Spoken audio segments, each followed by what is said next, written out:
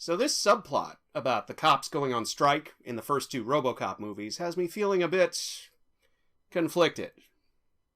Like I said last time, the way the ruling class of the United States has prevented anything like the 1960s from ever happening again is by equating the demands of all protest movements, that they don't secretly bankroll, like the Tea Party, for example, with the demands of spoiled children. So I want to pass a cop on the street without fear that they'll shoot me in the back 7 times and get away with it by calling me no angel on some national TV show that my grieving mom will probably wind up watching as she's planning my funeral. And that's exactly the same thing as wanting a pony that shits gold nuggets. This has worked spectacularly well, except when the cops go on strike. Now, to be fair, in our dimension, most big city cops aren't legally allowed to go on strike, and that's its own separate issue right there. But what they are allowed to do is what they call work to rule, very Mordor-ish phrase that, and what every other unionized workforce calls a slowdown. That is, do the bare minimum their job requires. This is the form most police strikes have taken over the last 20 years, and they've only occurred when the cops have started acting like the spoiled children they pretend the rest of us are. A big example that I could find by doing the bare minimum of work that my job requires comes from the actually important city of New York, after the cops who choked Eric Garner to death had to actually face a grand jury over it. That jury, naturally, declined to indict them, but this did not matter to the spoiled children of the NYPD. Allowing it to even get that far did a massive injury to their already fragile egos. So for about 7 weeks, starting in late 2014, New York's finest sore winners stopped doing the kind of proactive, broken windows policing made famous by Commissioner William Bratton back in the 1990s. Back around the time RoboCop 2 was coming out, as a matter of fact. No more stop and frisks. No more citations for, say, drinking outdoors. And a lot fewer misdemeanor arrests.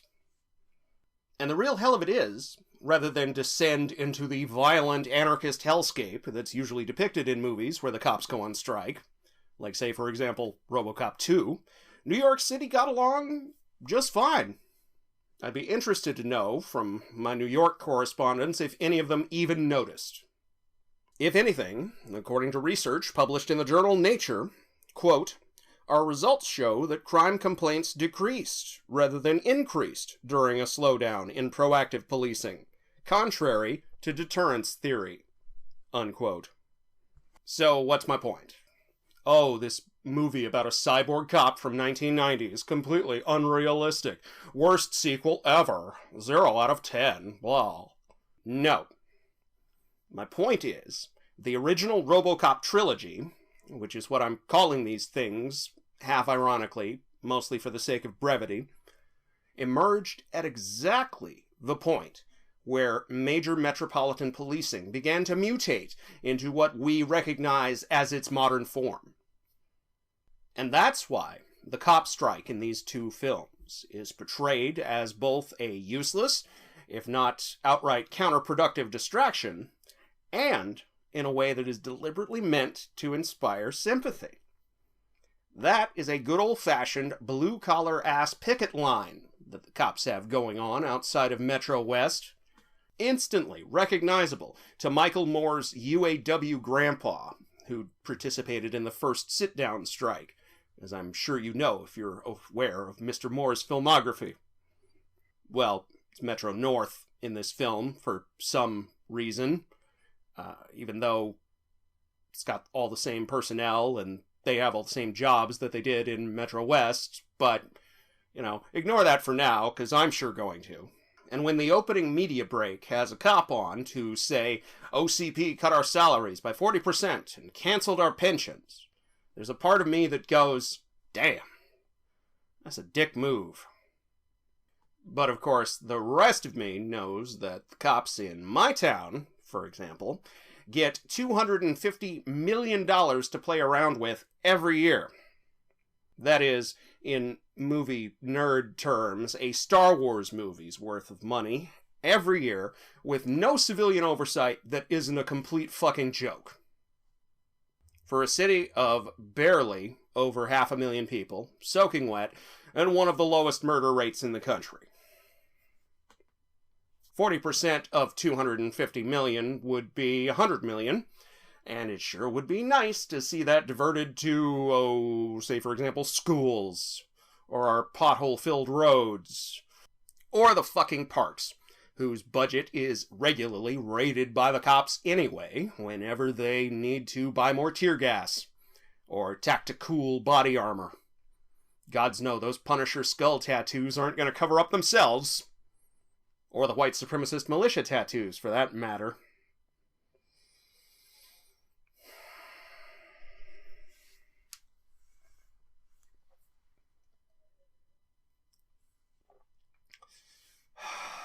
It's been a hell of a year out here, folks. And I just didn't know where else to put that little rant about the cop strike, so I decided to stick it right here at the beginning of this review. Let it be the asshole filter, I guess. If you can get through that, then maybe you'll enjoy the rest of what I have to say about this movie about a cyborg cop from 1990. That's, by some people's reckoning, the worst sequel ever. Yo, DJ, drop that intro. One of the best things about RoboCop is it's self-contained. A near-perfect movie that ends on a perfect note, allowing us all to move on. Except, of course, we live in an avaricious capitalist hellscape where no one's ever really allowed to move on from anything.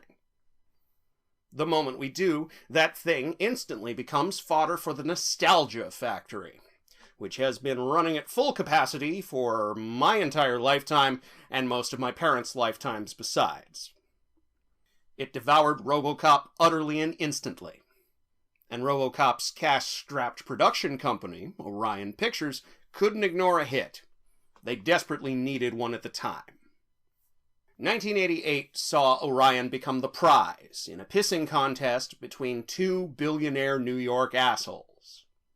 TV magnate John Kluge, whom you've probably never heard of, and Sumner Redstone, whom you probably have heard of since he just died, and his family is still a major stakeholder in Viacom, which in turn owns CBS and Paramount, which means they own Star Trek and the Transformers, and a lot of other things that I used to think were cool.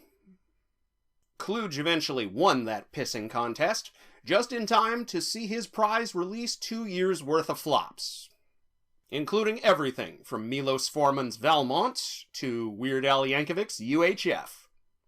Closest thing Orion had to a hit in this period was this gory, sci-fi, dystopian social satire about the existential crises of life under capitalism. Exactly the kind of thing you want to mine for franchise fodder, am I right?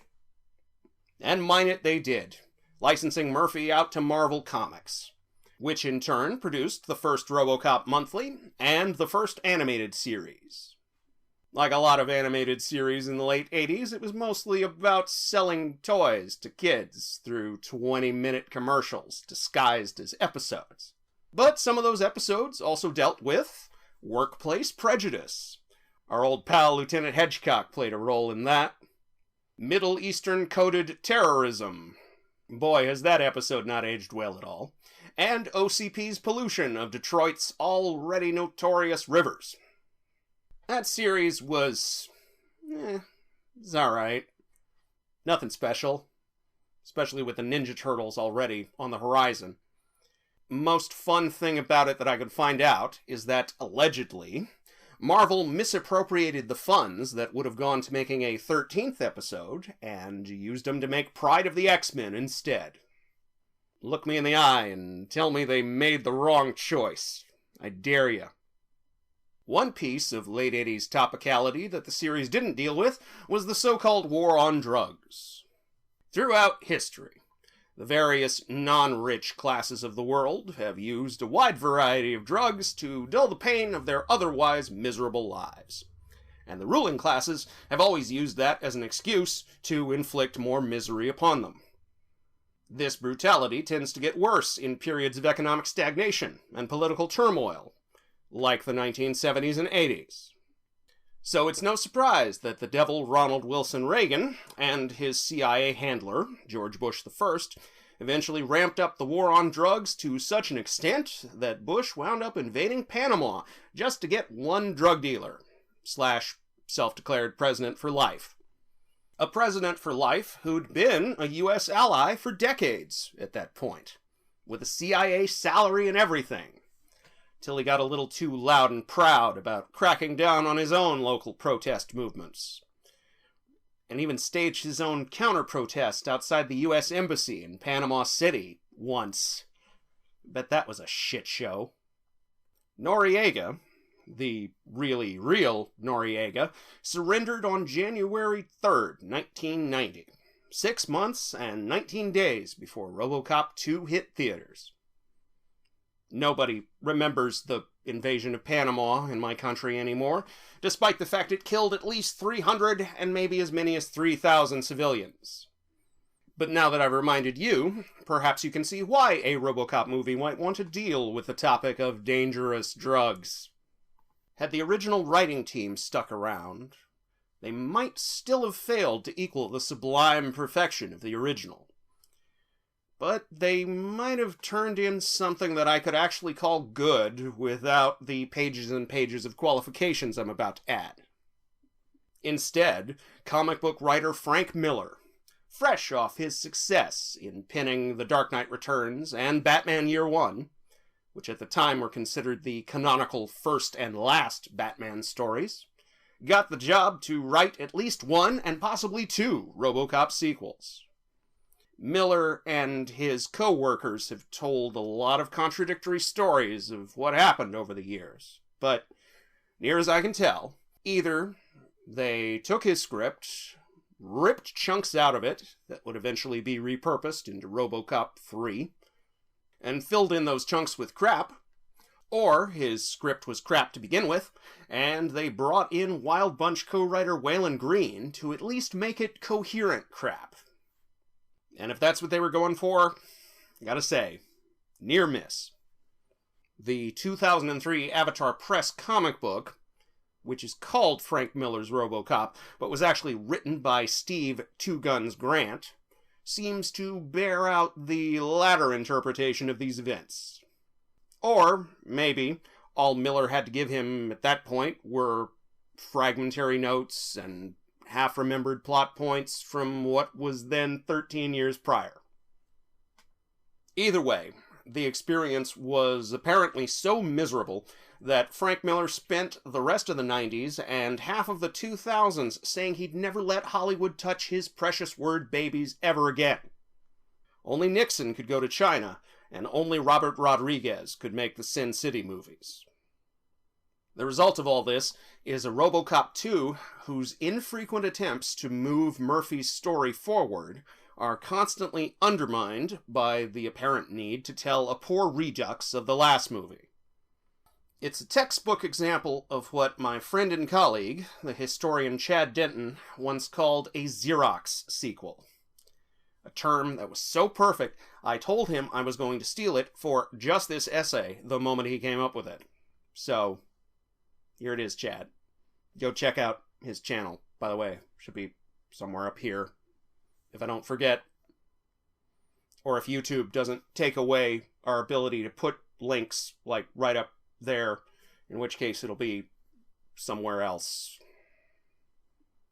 So stop me if you've heard this one. Officer Alex Murphy of the Detroit Police Department becomes a pawn in Omni Consumer Products' plan to bankrupt the city of Detroit and replace it with the first city that's a wholly owned subsidiary of a multinational corporation. As if that weren't enough, he also has to face off against a gang of cliched late 80s action movie drug dealers, with a leader who is designated charismatic by the script, but comes off like the kind of serious asshole who couldn't even lead a pack of meth heads to a shady apartment building in the outer suburbs. Unlike the previous film, said drug dealer is not on OCP's retainer. At least not at first. And even later, not by choice. But it all culminates with a big fight at OCP headquarters, where those most directly responsible for all this horror face what passes for justice in this world, while the company itself, as personified by the old man at its head, escapes to screw Detroit over another day. Smash cut to titles, cue the music, and we're out. A stunning number of RoboCop fans reject this film's characterization of the old man, as they did with his similar characterization in Marvel's original comic book run. They feel he's way more evil in this movie than he was in the last one, seemingly for no other reason than to provide Murphy with an evil corporate antagonist. Or two. Or three. I, on the other hand, love the fact that the old man is just flat-out corporate evil now. And I would offer my colleagues the contention that just because he didn't get the opportunity to be so in the last film, that doesn't make him good. He had people for that last time. And indeed, major events in the movie turned around those two's conflicting version of being corporate evil. I'd go even further and suggest that my fellow critics' apparent mass willingness to trust the old man, seemingly by virtue of little more than the fact he's played by the great Dan O'Herlihy, who looks like everyone's jovial Irish grandpa, explains how OCP was allowed to get away with so much in the first place. Somebody turned it into the company we see when we come in, and the suspect list is getting shorter with each entry. No matter how much he means well, or how sweet he was to his underlings, and we really only have Dick Jones's word on that, and really, you want to trust that? I don't know. The fact remains, the old man raised Dick Jones, just like Adam raised a Kane. Dick and Bob Morton were really nothing much more than the Mark II versions of the old man anyway. The younger generation, who didn't have to build anything. They just had to kiss the asses of those who did long enough to get the key card to the sweet bathroom upstairs. The old man here is still very disappointed by the failure to create more RoboCops.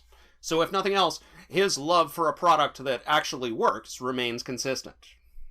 But his sweet-seeming brand of corporate paternalism is no less insidiously evil than Dick's amoral greed or Bob's shark-like drive to enable his own licentiousness. And we see the old man display both qualities here, coldly telling the mayor of Detroit to his face of their plan to take the city private. And a few scenes later, we, through Johnson, the now head of security concepts, catch him sharing a hot tub with one of the two secondary villains in this picture. Despite all the dangers of stooping your employees, and the fact that that was one of the few things that capitalist assholes of the early 90s genuinely feared. At least if Michael Crichton's disclosure is anything to go by. About the only legitimately human thing we saw the old man do last time was treat Murphy like a person, even after he burst into an executive board meeting covered in industrial runoff and Clarence Bottger's blood. "How can we help you, officer?" he said, like you're supposed to do to a cop. And later on, "Nice shooting, son. What's your name?" He seems to have no biological children, at least not that we see, and no life outside of work. So maybe his calling Murphy son was more than the old-school verbal tick it sounds like, familiar to most Westerns, which that scene explicitly referenced with its cinematography and with Murphy's gunslinger stance. Maybe he views his products as his children, and his dream of Delta City as the ultimate baby. During the climactic battle, he even yells, "Behave yourselves!" at both RoboCops. A line that was perfect for the trailers, and exactly what a dad would say to a pair of squabbling siblings. But at the same time, he must have reread Bob's old files about how Murphy's not supposed to be a person between movies. Because at the beginning of this one, OCP is using the police strike as an excuse to deploy Ed 209s across the country and fast-track the creation of more RoboCops. The Eds are still slave to their own design flaws, and all the RoboCop 2s keep committing suicide. In desperation, the old man turns to psychologist Dr. Juliet Fax, who manages, over the course of the film, to take control of the entire RoboCop project by literally sleeping her way to the top.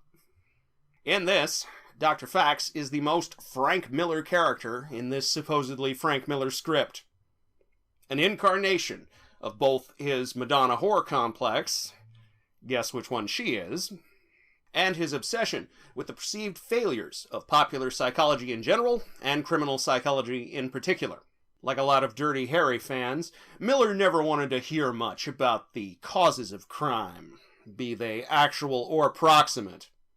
Knowing those can sometimes mitigate the transitory dopamine rush you get when a movie's designated good guy shoots a designated bad guy. And besides, for Miller, at least at this point in his career, psychology was all a bunch of quack bullshit anyway. And you know who's into that?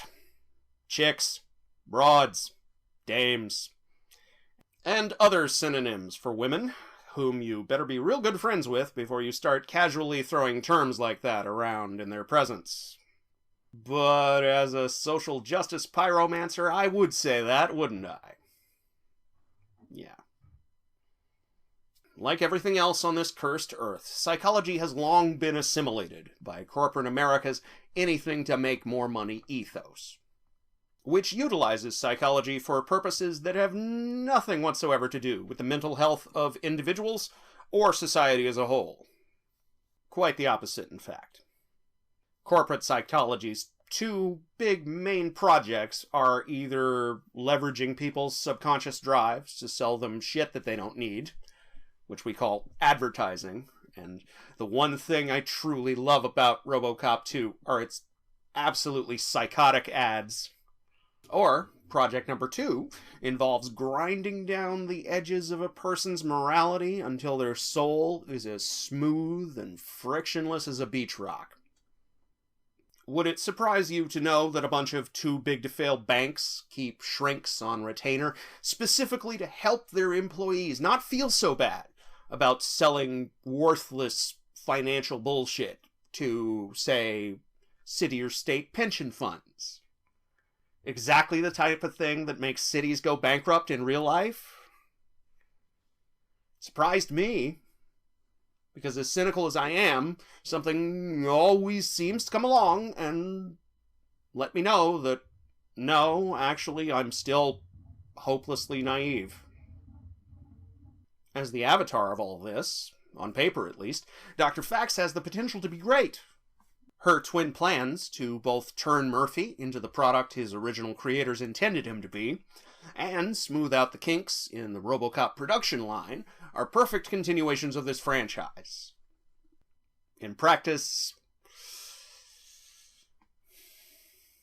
she's as ruthless as the old man in her own passive-aggressive way, but she's ruthless without being cunning. So really, I have no idea how she climbed high enough in OCP's ranks to make bedroom eyes at the old man in the first place.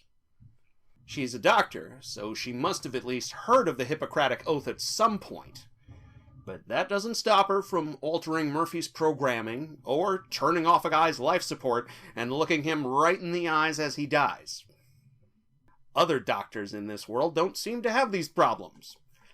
The lab coats in charge of Murphy's upkeep in the precinct basement, neither of whom are named Dr. Lazarus, by the way, they both seem fine. You know, they're alright. And even the human weasel in charge of the cyborg side of the RoboCop project has enough basic medical ethics to spend the whole movie objecting to pretty much everything Dr. Fax does. Ineffectually, of course. And that's the real problem. We spend most of our time with Dr. Fax after she's no longer required to exercise any cunning. We meet her just as she's making it, by making it with the old man. The whole company seems to run on his personal whims, so apparently, once you're fucking him, you also get permission to fuck everyone else over. I like to imagine that years of listening to OCP executives whine about how hard their jobs are built up a steady, burning contempt in the heart of kindly Dr. Fax. A toxic resentment for everyone around her. Well-deserved, because, let's face it, even the best of them kinda sucks. Maybe she sublimated all of that rage into a lust for power, and that's why she and the old man instantly connect. Beyond the obvious, of course. Or maybe I'm just desperately looking for a way to salvage a character who's not even complicated enough to be called a femme fatale, in the traditional sense. You know? A one-dimensional placeholder villain, more fit for a TV episode than a multi-million-dollar sequel from the director of The Empire Strikes Back. Just like the drug-dealing cult leader she eventually turns into RoboCop 2. Kane. Yes, his name is Kane, as in, and Abel. It's even spelled the same way. Scientifically designed to make people like me go, oh, okay, so he's RoboCop's evil brother. And, like, kinda, sorta, at the end, but, except he's not.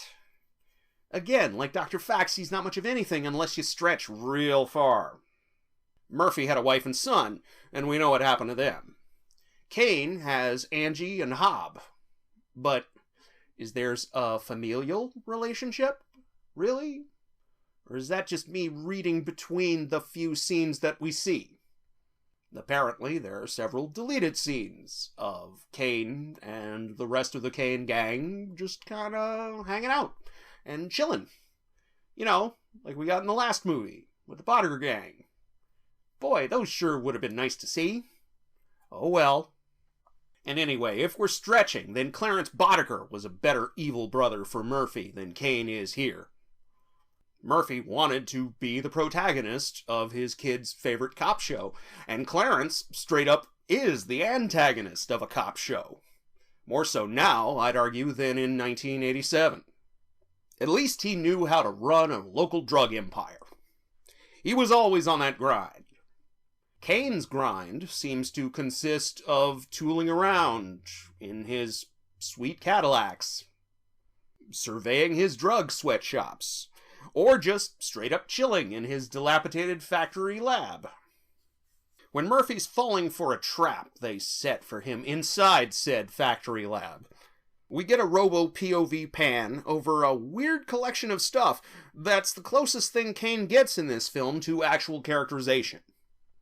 There's a picture of Mother Teresa, a picture of Jesus, and a skeleton in an Elvis costume inside a glass coffin. And I'm stuck on this Elvis under glass. It's like Lenin's tomb, right? Except I know what Lenin's tomb represents to the people who built it, and to the people who fear it. I have no idea what this fucked up little triptych is supposed to mean, other than, Kane thinks he's Jesus. I mean, he says once Jesus had days like this, and that, I don't know, rock is dead? I mean, no argument there. Even if grunge was about to come along and give it some extraordinary measures. Like Dr. Fax's motivations, I can only speculate about Kane's until I wind up rewriting the movie entirely. You're not supposed to do that as a critic, but fuck it, there are no rules anymore. Thanks to the power of Blu-rays and pause buttons, we can now read Kane's profile on Dr. Fax's computer right before she shuts off his life support, and find out all kinds of interesting things that we should have probably found out at least an hour prior. Like the fact that his profile does not even have his full name, or his age.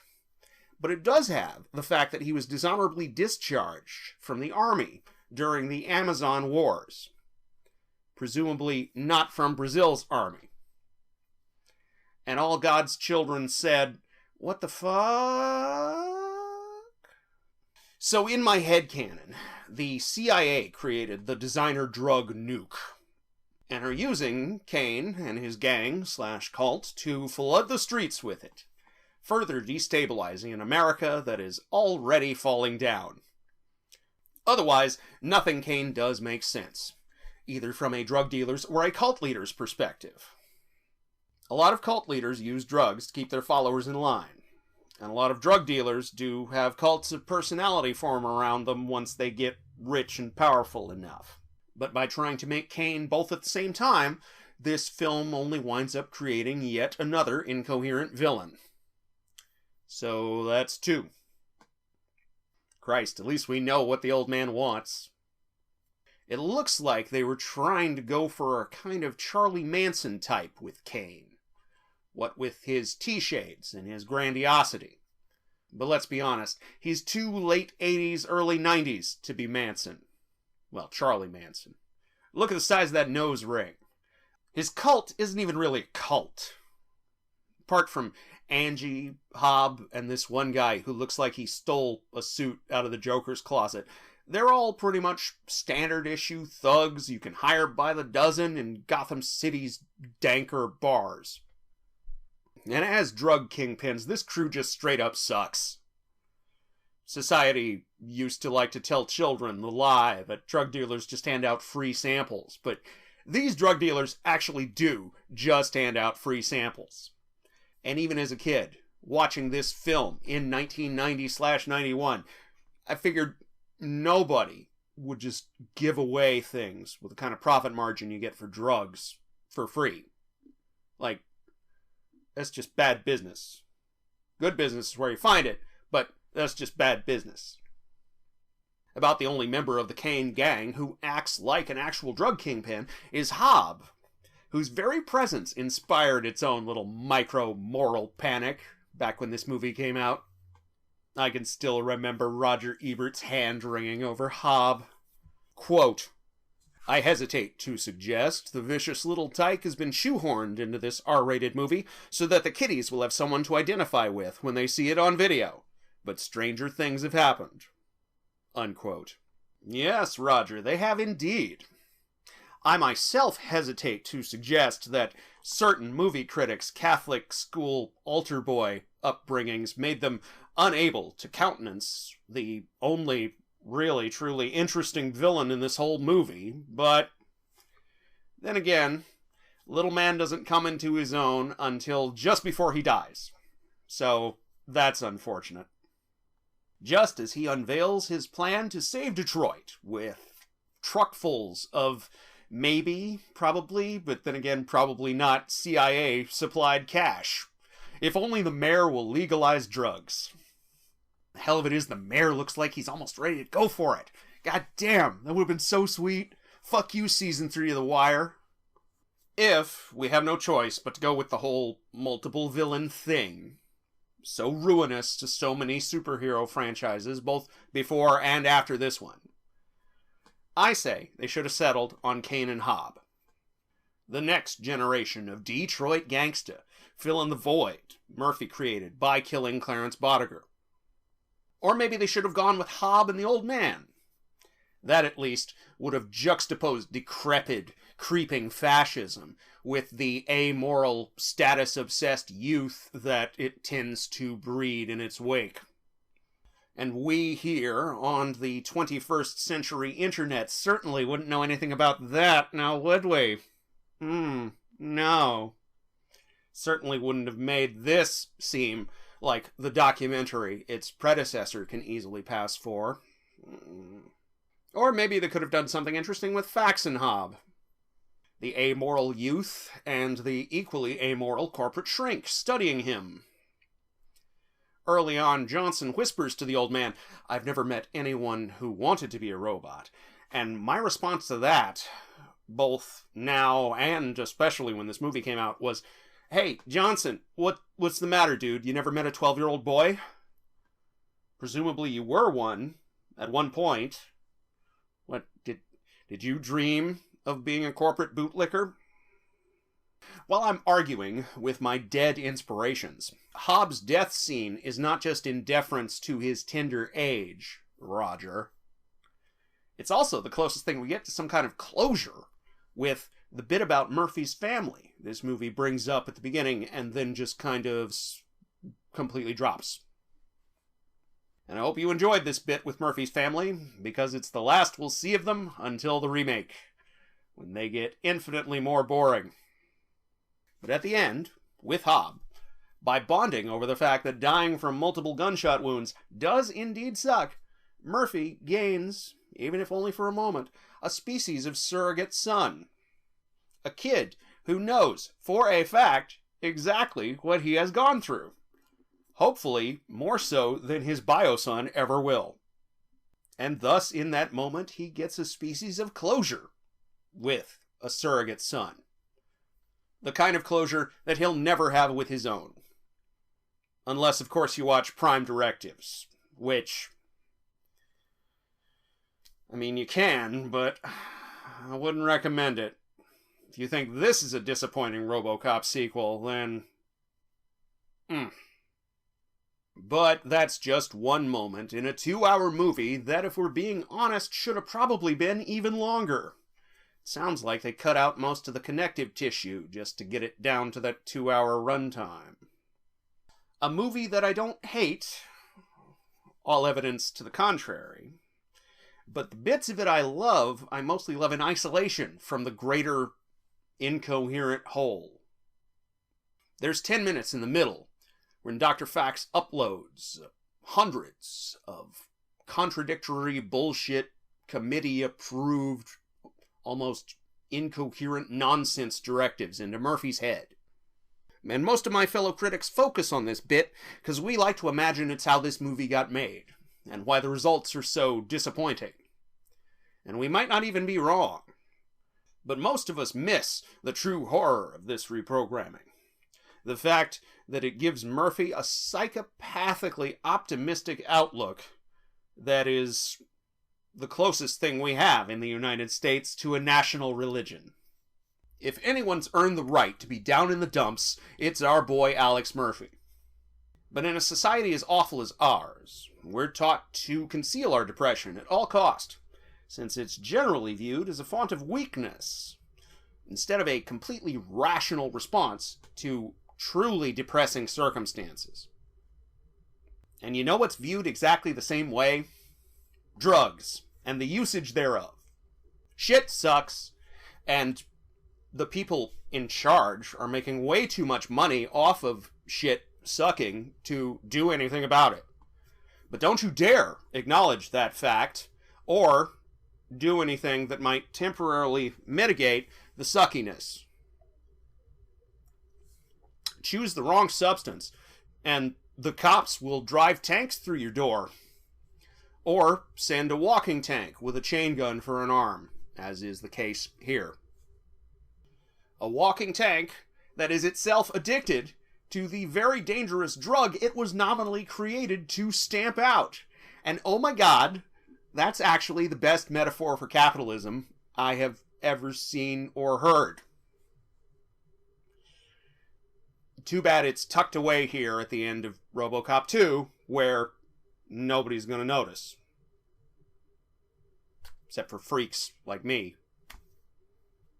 And oh look, I just found a thematic connection between the two threads of this movie's plot without recourse to just making shit up.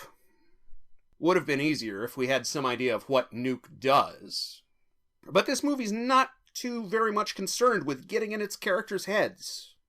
Even RoboCop POV shots, so crucial to the last movie, are few and far between here, and they get even fewer and further between as things go on.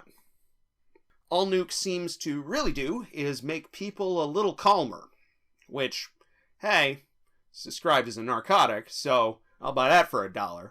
But, at the same time, booze does the same thing on pretty much the same dose. So why is this suddenly the most addictive narcotic in history? Oh wait, I know. It's because all drugs are the same to people fighting a war on them, or to creative people who probably haven't touched anything harder than a Diet Sprite in years. I said I didn't hate this, didn't I? Hard to tell, so let's rattle off some stuff I like here at the end for balance. I like how Murphy seems to have gotten way more comfortable with his new body now that about a year has gone by. And I like all the little bits of business Peter Weller comes up with throughout to illustrate this. I like the production design in general. The fact that Detroit, now played by Houston instead of Dallas, looks way more populated than it did last time around. I like that said population seems to consist almost entirely of homeless people, aging small business tyrants, desperately grasping to their last bits of city property, and the criminals who prey on both. I like the day-glow neon graffiti, seen here years before Joel Schumacher would get it and cover Gotham City over with it. I like the Little League gang. And I like how Lewis uses Murphy for mobile cover in the gunfight with their coach. I like all the one-liners everyone else likes. Thank you for not smoking. I like how Lewis read her How to Save Someone from Electrocution safety pamphlet. Hitting him with the nearest big chunk of wood really will work, kids, so file that one away in your back brain pocket. Yes. In fact, I like every aspect of the Lewis and Murphy show. The one bit of this film I wish there were more of for me to enjoy. I even like the guy who yells at them as they drive through the picket line. The union's got a list! We ain't forgetting who you are!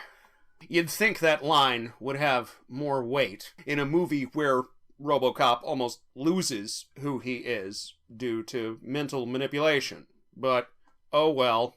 Once he gets up close and personal with the precinct's electrical system, all of his directives are erased, including his initial 3. So he enters the third act completely free of all programming.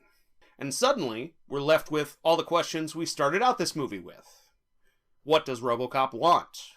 What can he actually get now that he's just a couple of chunks on a coroner's table? Not even a corpse. Almost had a left arm until some serious asshole nixed that idea, but whatever. Oops. No time for all that. We've got a RoboCop 2 to introduce and a climactic battle to hash out. That's the worst part. This movie straight up runs out of time for Murphy. And Lewis, for that matter. Does Kane get any directives? If so, we don't see them. And there goes the last chance this movie had to construct some kind of parallel between our RoboCops. In an aside in his review, Roger Ebert asked, quote, "The bad robot has a head that looks like a Nazi helmet. Did its inventors know they were manufacturing a villain?" And all I can say to that is, dude, have you seen OCP's flag? Look at that fucking flag, Roger. Christ. Hello? I keep coming back to Mussolini's definition of fascism as the merger of state and corporate power. Other definitions of fascism are longer and more fashionable in my circles, but when the rubber meets the road and the RoboCops meet in battle, a merger of state and corporate power is pretty much what you get. Here, a corporation is literally buying out and taking over the state, and the only people who seem to care are the mayor, Murphy, and Lewis. Lewis echoes the anger that we, the audience, are supposed to feel about all of this at the end, watching the old man get away with pretty much everything. But Murphy, of course, counsels patience. We're only human, he says. And it's just too bad this movie ran out of time before it could actually explore what that means. What's really strange is, the first RoboCop movie was a massive pain in the ass to make, start to finish. But it watches like it emerged fully formed from its creators' heads. This movie was, by all accounts, a relative breeze. But when you're watching it, you can almost see the behind-the-scenes arguments that must have taken place over what it was actually about. There were too many ideas, and seemingly no one willing to fight for their particular idea hard enough to triumph over all the others. So they combined them all into something that feels more like a half season of a TV show. Especially now that every TV show is trying to be a 13-hour movie, and most of them are failing spectacularly at it. It's the movie equivalent of taking a week's worth of leftovers and turning them into a pizza. The result is still pizza, just like this is still RoboCop, and that's better than nothing. But the food-to-movie metaphor breaks down due to the fact that original RoboCop is still right over there, whole and complete. Better now than when you first saw it, probably, because now you can go back, catch all the foreshadowing. It comes down to a question of what you're willing to sit through in order to get more RoboCop. A question we will have no choice but to grapple with as we move into the purgatory of RoboCop 3 and the absolute hell on earth that is the remake. Thanks for watching, everyone. Like, share, subscribe, hit the bell next to the subscription button so that you'll see my next thing when it comes up. And if you really like the show, then consider supporting us on Patreon, like the fine people whose names I'm about to read to you right now. Mr. Hootie Dean, Detective Steve, The After Movie Diner, and Stu G. Next time, like I said, we're headed straight to purgatory.